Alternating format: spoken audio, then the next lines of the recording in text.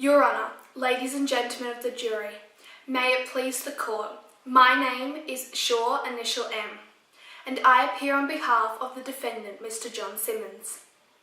My client has been charged with an indictable offence. My client can now only be tried and convicted for the offence which is set out in the indictment. The indictable offence for which my client is prosecuted is that of the murder of a Mr. Andrew Clark. In my submission, my client is not guilty of any indictable offence or indeed of any crime. The first question the jury must decide is whether or not my client, for the purposes of the Queensland's Criminal Code, has committed an offence. Section 2 of the Criminal Code Act 1899 defines an offence as an act or omission which renders the person doing the act or making the omission liable to punishment is called an offence.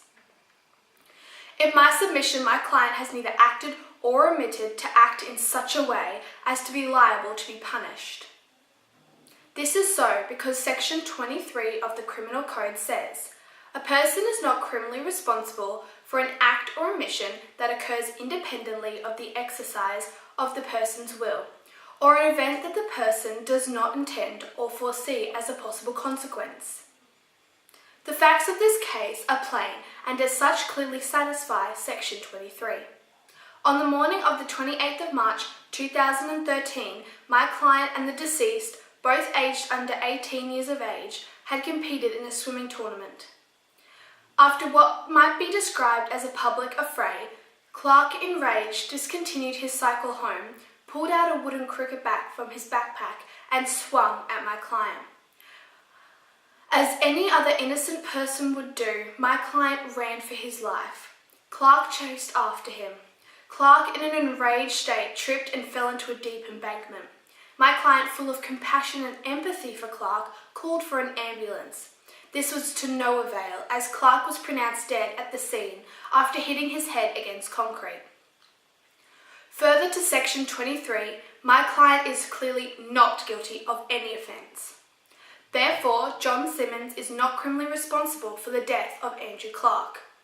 Furthermore, Section 302 of the Criminal Code Act provides the definition of murder. The proper application of the definition of murder from Section 302 shows my client cannot be found guilty because in the facts of this matter, my client did not intend to cause the death of Mr. Clark, nor did my client intend to cause Mr. Clark grievous bodily harm. And the facts of this case is such that the only offence my client ought to be called for is that of an affray. Mr. Clark's death was caused by his unlawful purpose in chasing my client, and in turn he's endangered his own life and put my client in fear of grievous bodily harm. Section 291 of the Criminal Code provides that it is unlawful to kill any person, and Section 293 defines killing as any person who causes the death of another, directly or indirectly, by any means whatever, is deemed to have killed that other person.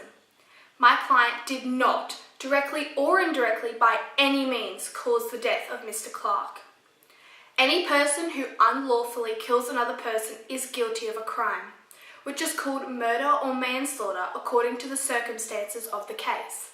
And so I will repeat again, Mr. Clark's death was caused by his own unlawful purpose in chasing my client, and in return has endangered his own life and put my client in fear of grievous bodily harm. It is clearly drawn from the facts of this case that there is no possible doubt that my client, Mr. John Simmons, is responsible for the murder of Mr. Andrew Clark.